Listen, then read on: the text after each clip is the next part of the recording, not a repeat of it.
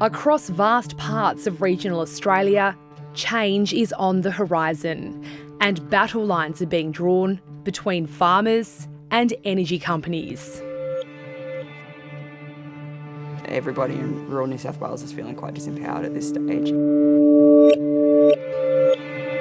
If you don't communicate what's happening, good, bad or indifferent, then people lose trust in what you're doing. It's divided the community. Grant Piper's family has been farming in Uabri, near Dubbo, for more than a century.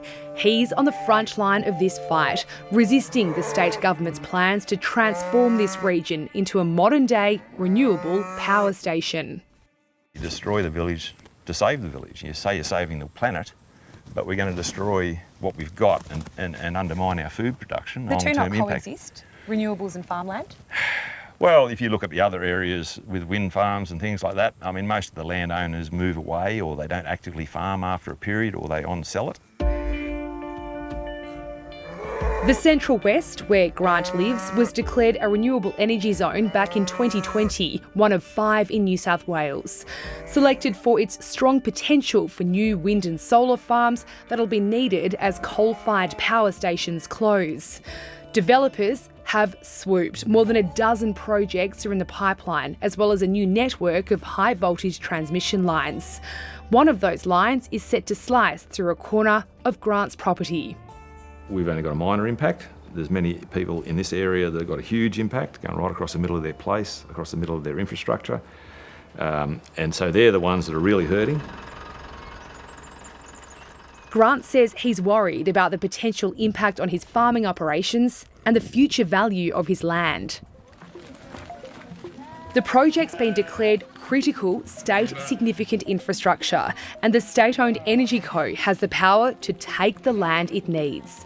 In November, it wrote to the Pipers to commence the compulsory acquisition process in case the two parties failed to reach a negotiated settlement. You're negotiating with a gun to your head, and that's not a fair negotiation. In a statement, Energy Co said it has engaged with the community and reduced the number of landholders affected by the proposed transmission lines to just over 90. Almost all of them, it says, have reached an agreement.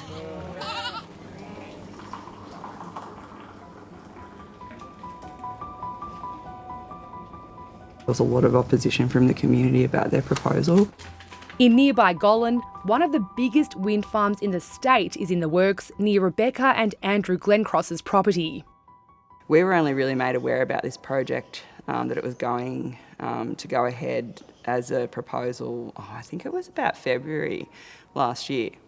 And so by that stage, their planning was quite advanced and they already had the hosts of the turbines signed up to it. According to Rebecca, the developer Squadron Energy asked her to sign a neighbour agreement and offered $10,000 a year to compensate for the visual impact of the 117 turbine project. She declined. It was not only a neighbour agreement, it was a privacy confidentiality agreement that we were not allowed to speak about, like that we had signed on to be neighbours of this project. We weren't allowed to tell people about that. There was also parts of that agreement that said that we were not allowed to object to the project in any way during its development. And then, then it gets you thinking about, well, they're now neighbours, and you think, oh, have they signed these agreements? And, can they still talk to us about these things and things like that? And so, so it's a huge point of conflict. Squadron Energy says its neighbour agreements are industry standard, but encourages and assists landowners to seek independent legal advice. Confidentiality clauses are included, it says, to protect personal and commercially sensitive information. Grassroots resistance is growing right across the country, and construction delays could jeopardise Australia's ambitious 2030 climate targets. Against that backdrop, last year, the federal government asked Energy Infrastructure Commissioner Andrew Dyer to come up with a plan to smooth the transition from here. Communities are getting, fatigued, for want of a better word, from the deluge of projects. I've got one thing I don't have. Not only fatigued, but according to the report released last week, developers are also causing mistrust and anxiety by continuously prospecting the land for future projects. And they've been put on notice to lift their game. And I can understand if you're a landholder or a community member how you have trouble working out who's serious, who you can engage with. We're now in an era where we're building new transmission lines, which opens up whole new corridors for development of wind and solar. But it does bring with it a new era of people seeking to develop projects that may or may not happen. There is money to be made in this renewable revolution.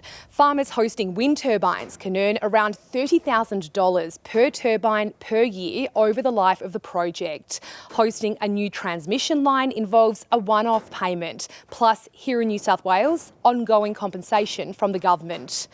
It's a passive income for farmers in good years and bad. If this area is going to provide 42% of the power for the state, which is what will happen, then I think it's only fair and reasonable that the people, the community in this area, gain some benefit, gain some advantages.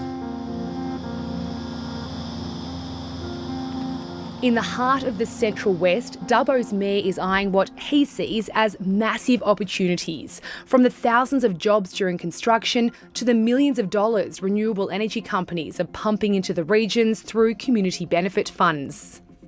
And I did meet with some farmers, and some of them said, how do we stop these projects? And I joked that you'd have better chance of standing at Bondi Beach and stopping the tide coming in than you would of stopping these projects. They're going ahead. We need them to go ahead. Our nation, our state, the planet needs all these projects to go ahead. It's cold comfort for those who feel they're bearing the costs of this massive transition.